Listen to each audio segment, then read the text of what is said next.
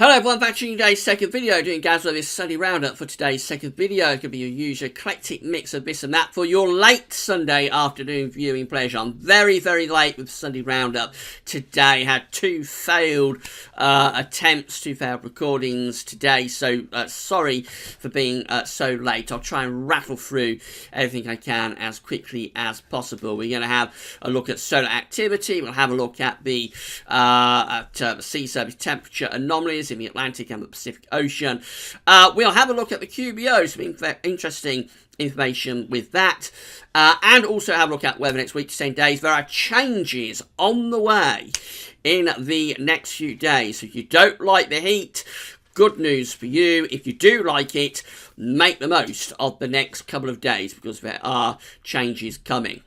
So we'll deal with all of that for your viewing pleasure right now. We're going to start off by having a look at the latest observations from XC Weather. But just to say that today's first video was the autumn analogues, the 6th autumn analogues update. It's here on the homepage, so just scroll down the page a little bit.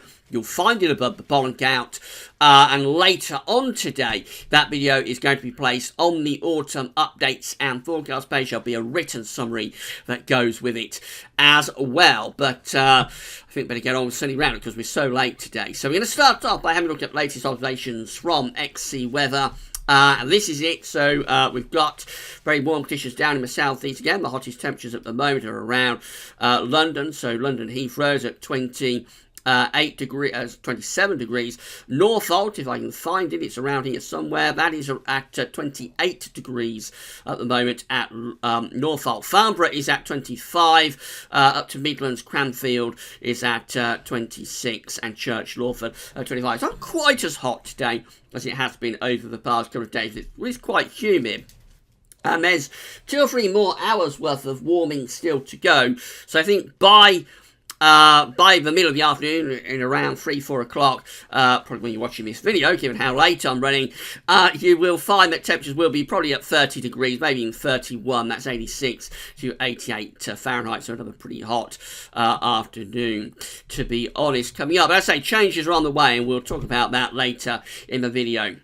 Right, let's have a look at solar activity then. This is related from solarham.net. It's the solar disk on our side of the disk today from solarham.net. We're spotless. There are no sunspots on the solar disk right now, and Solarham has officially said that we are at very low levels with solar activity at the moment, of course, because there's no sunspots. And they are actually saying now that we have entered solar minimums. That's quite important news. We appear to have entered the true solar minimum of solar cycle number 24. This could be expected to last another 6 to 12 months, something like that, before we begin to move into the new solar cycle number 25. This is the GWV Sunday Roundup Solar Activity Tracker, updated to the 4th of August by a good friend James Ackrill. A big thank you to James for sending this through to us as always and keeping the GWV Sunday Roundup Solar Activity Tracker updated. So you can see what's happening here. The trends are crashing. The thick green and thick red lines are our trend lines, the solar cycle number 24, and look where we are right now with those trends. Over here we are virtually on the bottom, on the floor of the chart. So the trends have decreased most definitely from where they were earlier in the summer up there, which is already at quite very low level.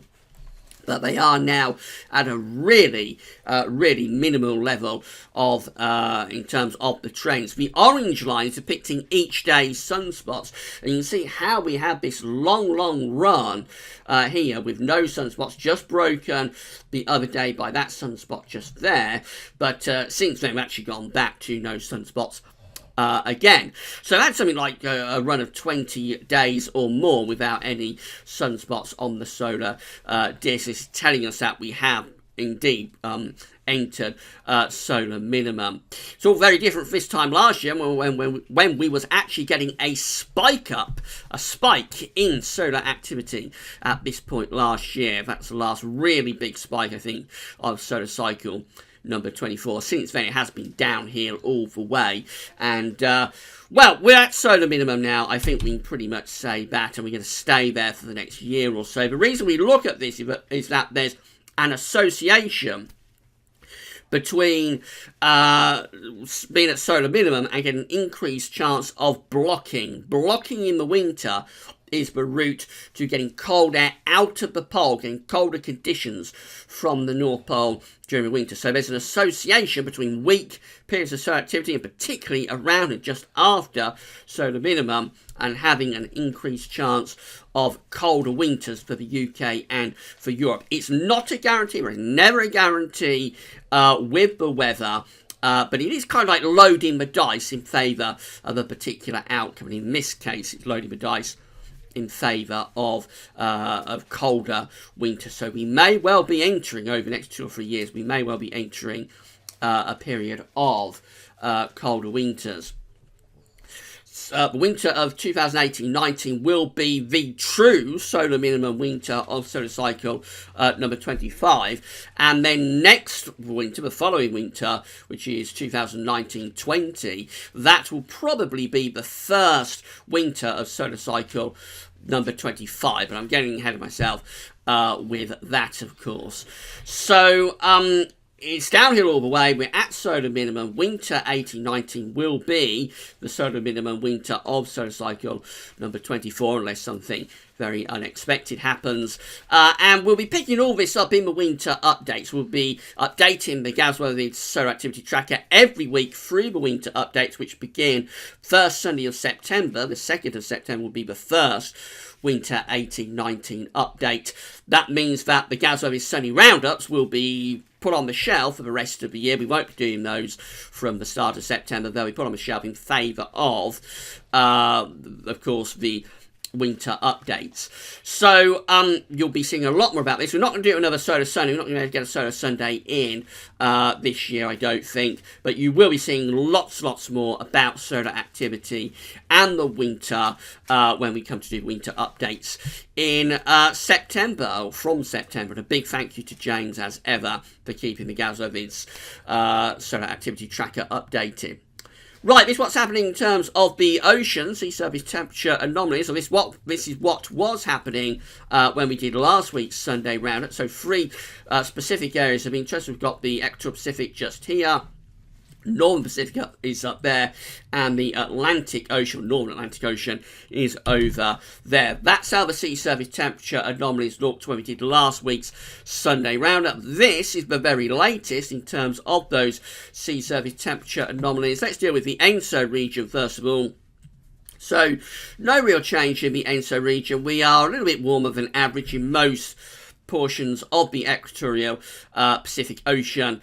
And particularly over towards the Peruvian side, it is quite warm over there. We're at ENSO neutral, but on the warm side of ENSO neutral, possibly trying to get an El Nino going. But again, I talked about this in the video last week. We've got these cold and average sea surface temperature anomalies down here off the Chilean coast of in the Pacific, off the Chilean coast, and that area isn't the sort of area that you associate with an El Nino when it's colder than average. So it does look quite cold down there, and to be honest, that is not something that you would associate with an El Nino. You would expect those colder than average sea surface temperature anomalies to be more here in the central part of the South Pacific, rather than being off that Chilean coast. So I'm not sure about this El Nino. It all looks very similar to the situation last year, when most of the model output seemed to want to take us into an El Nino event.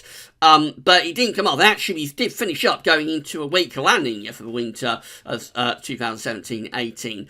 I don't think we'll do that this year, but while those cold and average sea surface temperature anomalies are sitting there off the coast of Chile, I'm a bit dubious, to be honest, about this El Nino, so let's just wait and see what happens with that. We'll cover that, of course, in the winter updates as well.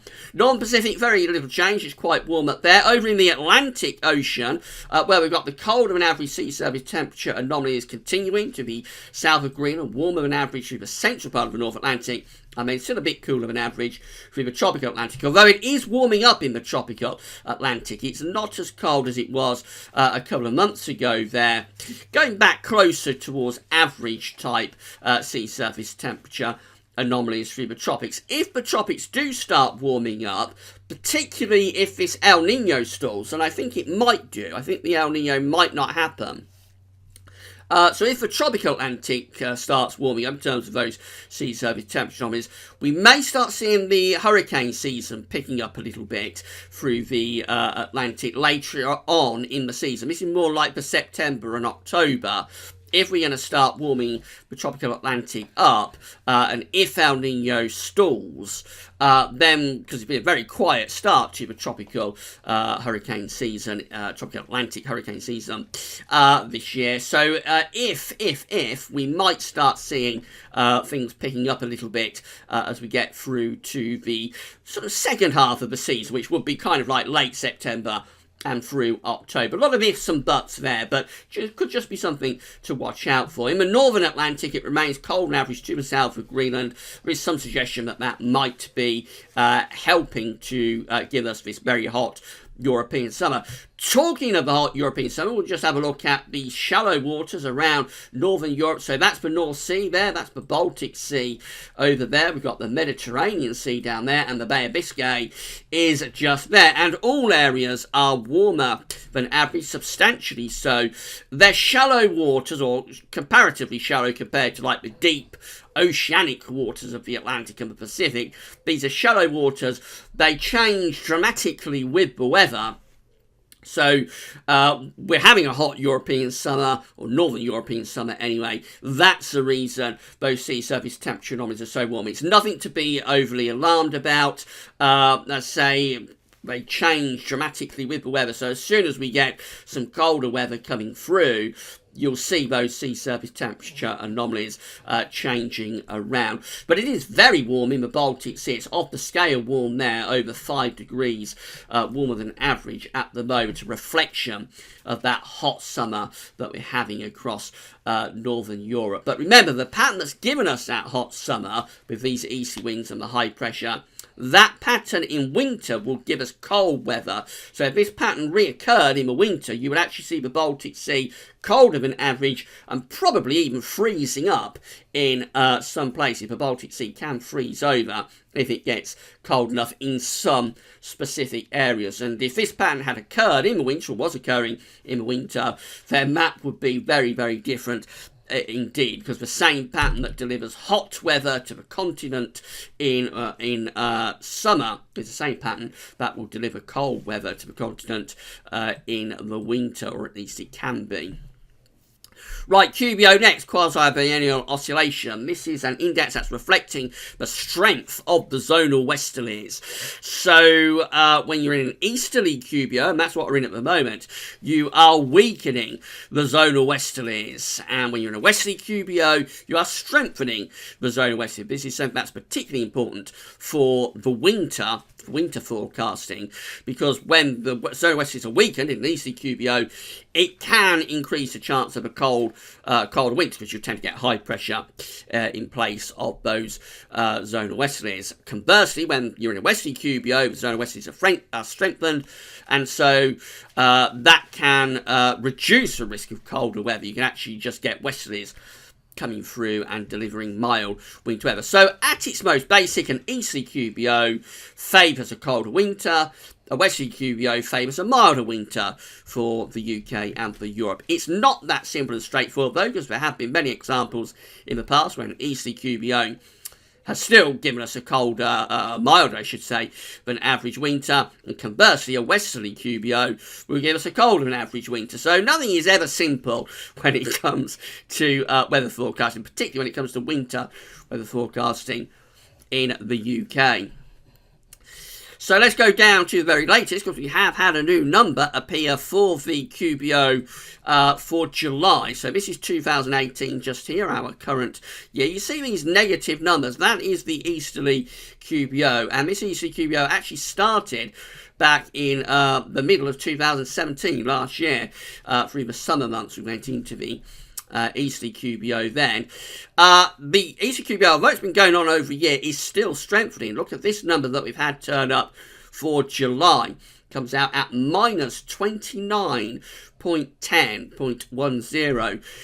Exceptionally negative, exceptionally easterly QBO number that. In fact, if we was to go all the way through the years, you would not find in July a number as negative as that, going right way back into the 1950s, as far as we can go with the QBO data. So we've actually had our strongest easterly QBO in the month of July on record. Not the strongest overall, though, because in 2005, this year just here, excuse me, we find that November 2005 came out at minus 29.55.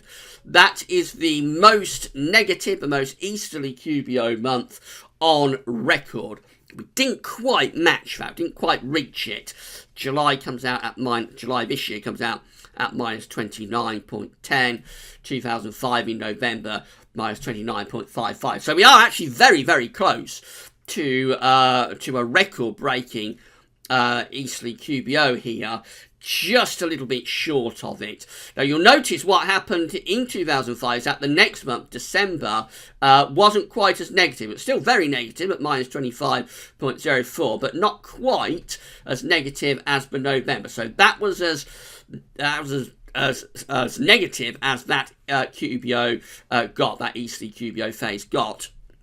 And then through the early 2006, we actually saw the easterly QBO backing away. And by the time we got through to spring and summer 2006, we was going off into the westerly phase of the quasi-biennial oscillation. If we do something similar this year, it means that for August, we will still be very, very negative, but we won't be quite as negative as July. And then we'll still be in the easterly QBO in September as well. October and November will show a weakening of the easterly QBO, but probably still just about still in it. By December, we might get our first positive number if we follow the same pattern as we did 2005, 2006. So December could be the first month of the westerly QBO. But bear in mind, there is a time lag on beginning these phases and having an impact on the weather. So if we begin to get, let's say December has the first sort of very slightly positive number, it'll be something, let's get rid of all of that. So it'll be something like sort of +5 maybe in December, or even less than that. So what would happen then is that although it has gone into westerly QBO, it wouldn't be strong enough to still be impacting the weather. So it may not be until around January, possibly even February or March, that the westerly QBO actually begins to impact the weather. So although this winter, going to be a very complicated winter, we'll cover it a lot more in winter updates, this winter will probably see the transition from the easterly to the westerly QBO. But how much impact that westerly QBO has through the winter months will be a talking point, I think, because there is always a bit of a time lag by a month or two between starting these QBO phases, be they westerly or easterly, and actually that phase having an impact on the weather conditions. So I think the winter is going to be quite complicated because it's going to be transitioning. It'll be a transitional winter, and it may actually on paper be a westerly QBO winter. But how quickly that begins to impact the boundary level of the atmosphere where weather is taking place, the troposphere, that is going to be more of a complicating factor. Right, let's do some forecasting then. These are the GFS temperature and precipitation ensembles for the next couple of weeks. The red line here is the 30-year upper air temperature average. Just looking at London today, I haven't had time to get one of the other places up today, unfortunately, because I'm running so late. So we begin by having very hot weather, very warm weather at the moment. Got another couple of days of that to go. But you'll notice from the middle of the coming week, we've got this drop in the temperature taking place. So it goes cooler than average from the middle of the week through to the end of the week into weekend, and then after that we are close to the 30-year temperature average. There are a few hot outliers appearing through the second half of August. That's this period just here. We have got some hot outliers. They are outlier members though, and to be honest, at this stage there's no sign of a rapid return to the very hot weather that we have had this summer. So we might be seeing the end of the heat wave, the true end of the heat wave. There's two options with this. It could be that the heat wave is just relaxing its grip a bit, and then it's going to come back in the second half of the month. Conversely, this might be it. It could be that this is it, and the heat wave, once it goes on Tuesday and Wednesday, it's gone for good. So we'll just have to wait and see on that. You never know with these hot summers how they are going to end until they have ended, until you're sometime after the end of them, and you can say, well, pinpoint that was the period where the heat wave ended, the hot summer ended. You just never know. Sometimes they back off a bit and then they come back. Sometimes when they go, that's it, they're gone. You just never quite know. What we can say is that as far as precipitation is concerned, there is more rainfall coming up over the next week or so than we have for a long time. So those precipitation spikes, they're associated with a drop in temperature that's taking place in London around Tuesday and Wednesday. That might be triggering thunderstorms. After that, though, it's really at the weekend, the coming weekend, where it does look as though it turns a lot more unsettled, and there are some pretty big rainfall spikes there. And as we go through into more extended range, which is kind of like the second half of the month, precipitation spikes are still there. So it does look more unsettled increasingly over the coming week or two. Temperature anomalies are looking like that from the 5th through to the 18th of August. A little bit cooler than average, would you believe, for Scotland and Ireland. But for England and Wales, still a little bit warmer than average for the week ahead. Precipitation looks like that. It's been a long time since we've been able to say this, but England and Wales actually coming out a little bit wetter than average. That's primarily down to what's going to happen or what could happen next weekend. Scotland and Northern Ireland still coming out a bit drier than average there. So this is how the GFS is looking for Wednesday when we're pushing through the cold front, or we push through the cold front. The cold front at 6 o'clock in the morning on Wednesday is actually in that position. Cooler air is moving in from the Atlantic behind it. There's the upper air temperature. You see the hot air is being exited. It's exiting out into the central part of Europe through to the low countries of Germany as cooler air replaces it from off the Atlantic. And then for the second half of the coming week, we go to rather showering episode. So that's Friday, for example. In those westerly winds, it'll be a lot cooler, a lot fresher, knocking several degrees of the temperature. And then it gets quite interesting next weekend as this area of low pressure heads in from off the Atlantic like so on Saturday. That could bring persistent heavy outbreaks of rain to many parts of the country, and particularly where we need it, where it has been really very dry. That's Sunday next week, a week away, and we find that low pressure is actually sitting over top of the country. Very, very long time since we've been able to say that, but we have got an area of low pressure over top of the country, bringing no doubt showers or possibly even longer spells of rain. We go beyond that to Monday the 13th of August. That low pressure getting out of the way, moving into the North Sea. It's turning cooler behind it. And then we go into this period where we're trying to build a bit of a ridge up from the southwest. We're trying to go back to the summer pattern. But look at this low pressure in the Atlantic. That looks pretty strong.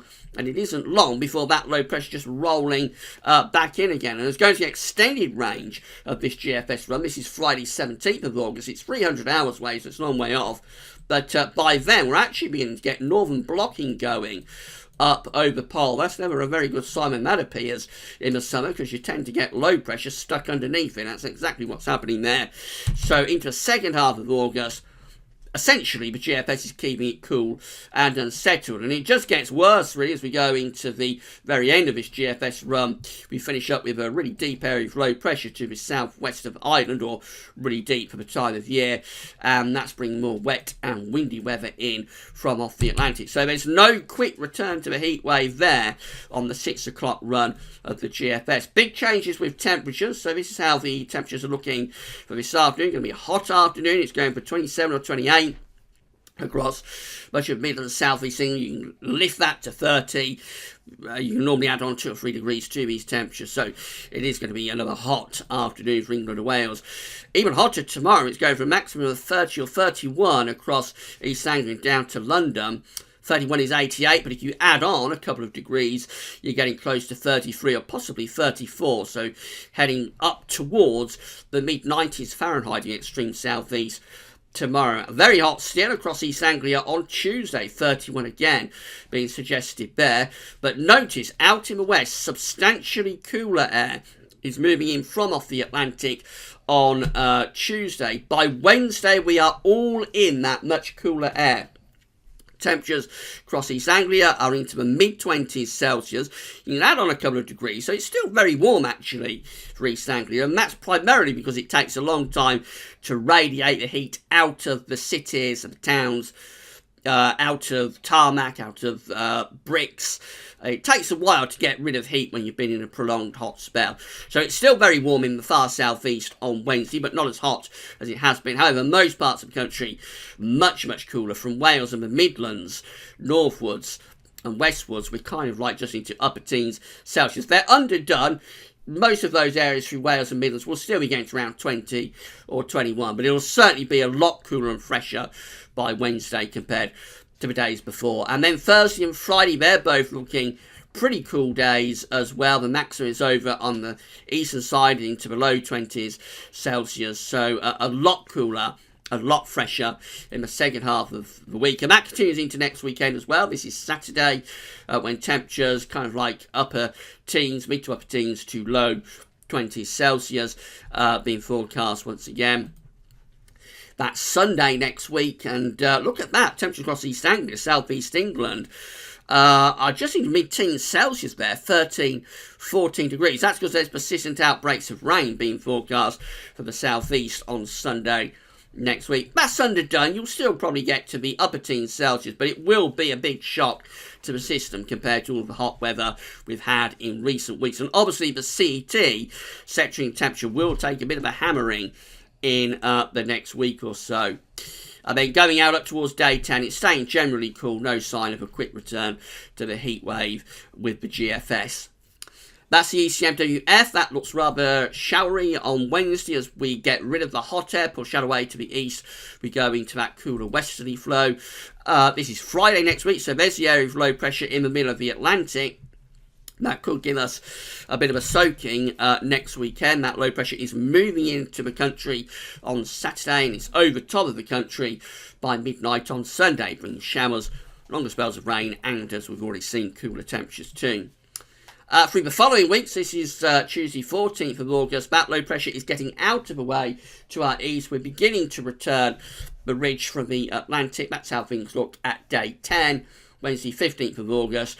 Trying to establish the Azores high, but if we could run on another day or two, I suspect these areas of low pressure up here will probably just roll over the top of that high pressure and keep it, particularly for the north, quite unsettled. The south, probably fairly warm.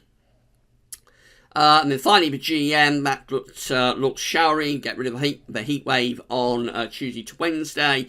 Then we go into next week with low pressure. Second half next week bringing showery and cooler conditions for the north. We get up towards day 10 and it still looks rather unsettled. That is the chart for day 10 with the GEM. Low pressure very close to the country, over the country actually. That's cool. That's unsettled too. So once a heat wave ends, maybe a temporary end, but once a heat wave ends on Tuesday and Wednesday, it looks like it's gone at least for a week. I think we can say that quite strongly. No sign of a return to hot weather within a week to 10 days of the end of the heat wave on Tuesday and Wednesday. Whether it comes back in the second half of the month, that is still open to quite a lot of uncertainty. So this is the CFS V2 700 millibar height anomaly for August. It's showing an area of above average heights over the top of the country for August still. So the CFS wants to keep us going on with this summer pattern, wants to keep the hot summer going. The jet stream is up there. We're still bringing in east-southeasterly winds like that. So the CFS is not, at this stage, seeing an end to the hot summer, which is quite interesting because the shorter range models, GFS and ECM, which we're just looking at, they definitely want to curtail the heat wave now. There's two things that could be going on there. The first possibility is that the shorter range models might be going over the top with this change. Maybe it's only going to be a change for a day or two, then high pressure will come back very quickly. That will favour what the CFS is showing there. The alternative is that it's the shorter range models that have this right, and the CFS has just got itself stuck in a rut. It's got itself in a situation where the high pressure has gone on for so long. It's been dominating since May, this area of high pressure that's given us this hot summer. It's been there since May, gone on so long that it can't see a way out of it. It can't see how it can stop dominating the weather, if you like, and so it's just running and running and running with that blocking area of high pressure. So we're just going to have to wait and see which model is right. Would it be the longer range CFS? Has that got it right? And very quickly the blocking high will come back.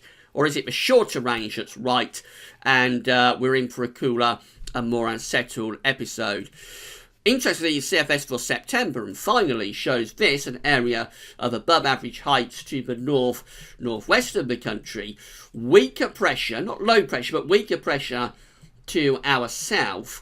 So potentially that could be quite a bit more unsettled in September, particularly for southern parts of the country. Could bring wet weather up from the south, maybe thundery too. And also potentially it's a cooler month. You might be getting more of a northeasterly type flow going on there, particularly if this high pressure, this above average area of heights was to go any further north. It's kind of like between Scotland and Iceland there. If it was to go further north and become centred kind of like around Iceland or Greenland and become proper northern blocking, then we would be on for really quite a dismal September actually, because we would almost certainly get low pressure set up underneath it, and that could give us our first wet month for a very long time, possibly our first cooler month as well. Right, so that's the GWV Sunday Roundup done for you today. And just to say that if you've enjoyed today's content, you found it interesting and informative, can you consider giving us a donation? So you can become a patron for GWV Vids. All you have to do to become a patron for GWV Vids is to come to our Patreon page, and I'll leave the link to this page in the description box at YouTube. Also link to it on all the pages at GWV Vids. So you just come here, sign up for a Patreon account, and then you can pledge an ongoing monthly donation to GWV Vids, and that is helping us to keep the content completely free of charge. And a big thank you to everybody for doing that. You'll get a shout out in the video and a thank you for becoming a patron for GWV Vids if you want one. Maybe that you want to stay anonymous. Some people have chosen to do that. The other way of doing it, I'm going to try and see whether this works. I'm going to go to our GWV Vids PayPal page. And this is it. This is the PayPal page for GWV Vids. That's come up this time. So you just come to this page. You've got a PayPal account. All you have to do is sign into your PayPal account, and then you can give us a one-off donation. And as I say, it's helping to pay for the website, helping to keep all of the content completely free of charge. We are primarily ads funded and will be remaining so, but it's just helping us to give us another revenue stream. And a big thank you to all of the patrons and donors for GWV. As I say, you will get a mention in the videos, you'll get a thank you if you want to.